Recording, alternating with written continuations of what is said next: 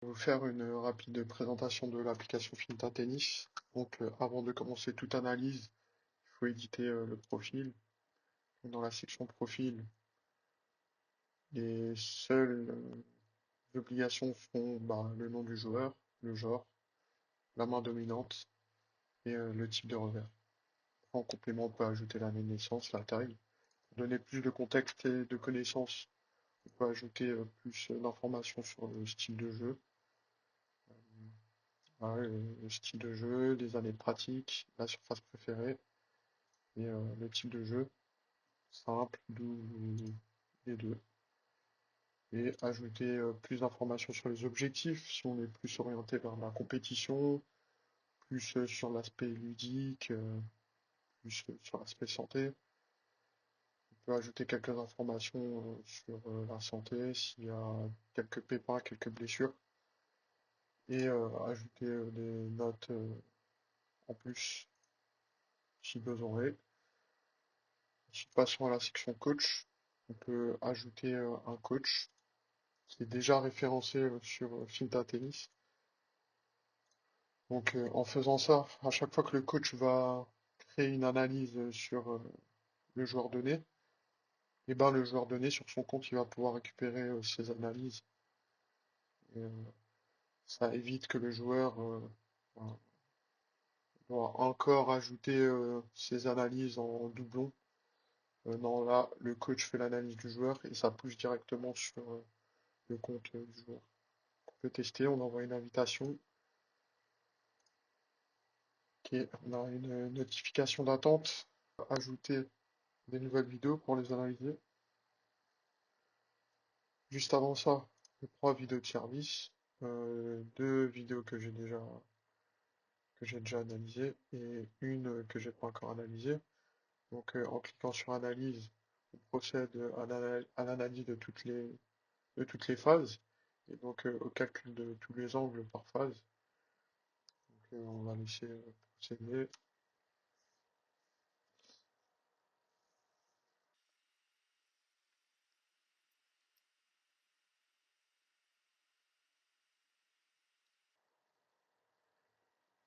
Ok, le service a bien été analysé et ici on a un fil de sécurité qui va bien te confirmer si toutes les phases ont été analysées. Dans notre cas, c'est bon. Ensuite, dans la section tableau de bord, là, on a deux types d'analyse. Une comparaison auto, c'est-à-dire sur ses propres vidéos, qui concerne que le joueur, et l'analyse pro qu'on va voir par la suite, qui fera la comparaison entre mes vidéos et les références de professionnels qui sont dans la base de données. Donc, pour l'analyse auto, on prend le service de référence, on n'en a que un. Je rappelle ici, le service de référence, c'est celui-là. Donc, toutes les vidéos de base vont être comparées à l'analyse cible. Donc là, on peut sélectionner, désélectionner les vidéos pour l'analyse. Donc, on va rentrer un peu plus en détail. Donc, dans les jauges radiales, on a le pourcentage de similarité entre la moyenne des valeurs d'angle, ici en bleu, euh, et la valeur cible, les valeurs cibles, ben, par rapport à la vidéo de référence cible. En vert, le pourcentage de similarité.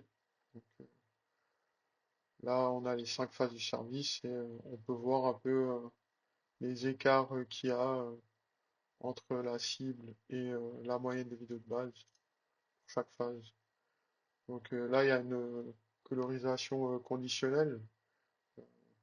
Dès que la barre tend vers le jaune, et ben, c'est que l'écart est relativement important. Et dès que la barre tend vers le orange ou rouge, c'est que l'écart est très important. Pour chaque phase du service. Et Quand on va ajouter plus de vidéos, par exemple sur les coups droits, les revers, euh, on aura d'autres phases et c'est le même principe.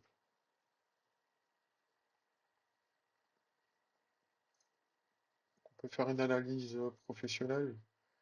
Donc voilà. Ici, c'est la base de tous les joueurs qui sont présents, qui ont leur mesure d'angle dans la base de données Finta.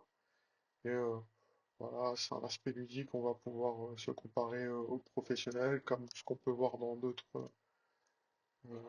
d'autres applications, les Strava et compagnie.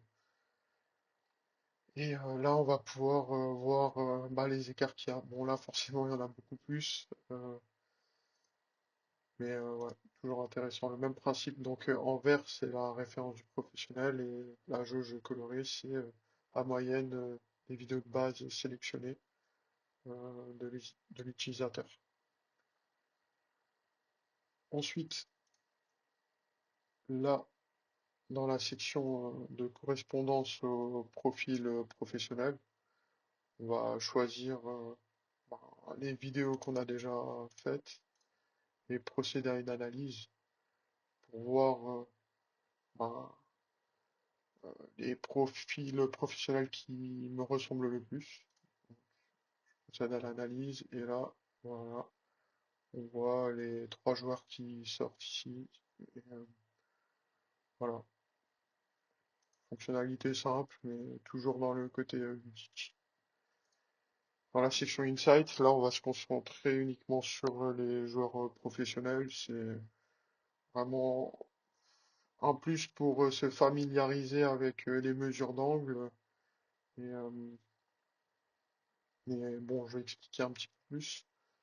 Donc on peut filtrer les sélections. Donc si on veut choisir des joueurs, joueuses sur différents types de coups et différents types de phases pour mettre à jour le radar ici de percentile.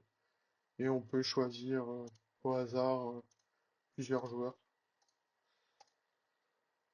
Donc c'est ouais, un complément d'information qui va permettre de se familiariser, de mieux assimiler la compréhension des mesures d'angle, ouais, la compréhension générale, la biomécanique pour les différents types de coups au tennis.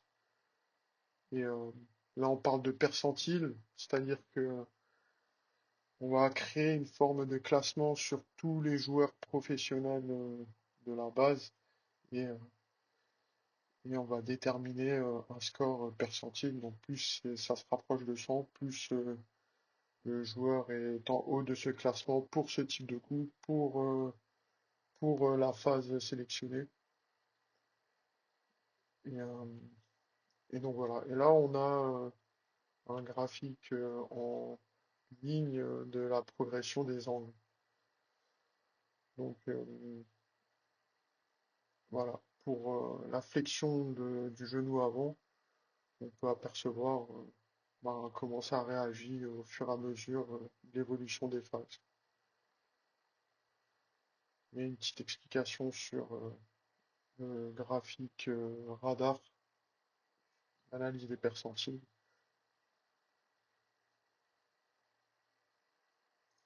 Et dans la section paramètres, on peut changer la langue de l'interface et on peut changer l'apparence, hein, mode sombre ou,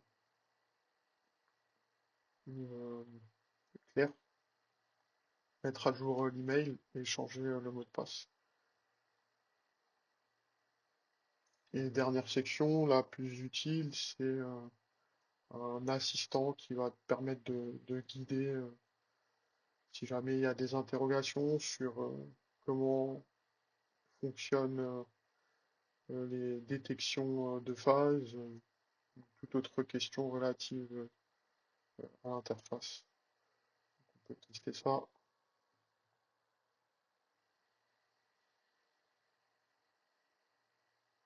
Alors, quelle est la proposition des valeurs de Filta Tennis? Donc, c'est relativement simple. Après, on peut aller dans le détail. Quelles sont les étapes essentielles pour les utilisateurs afin d'obtenir une analyse technique vidéo réussie. On va reprendre les points qu'on a vus par rapport à la luminosité, l'angle, position de la caméra, visibilité, ok. Donc là, on a vraiment un assistant qui va venir apporter plus de détails sur la bonne utilisation de l'application.